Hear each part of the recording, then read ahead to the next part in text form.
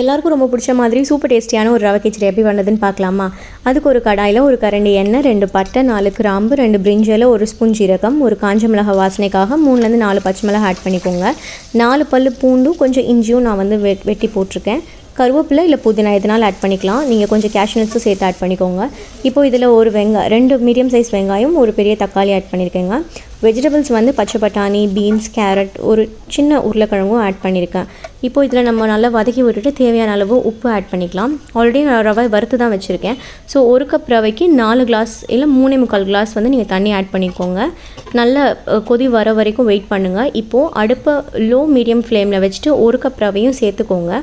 கைவிடாமல் கிண்டிட்டுருங்க. ரவை வந்து ஒரு 5 to 6 மினிட்ஸில் நல்லா வெந்துருங்க.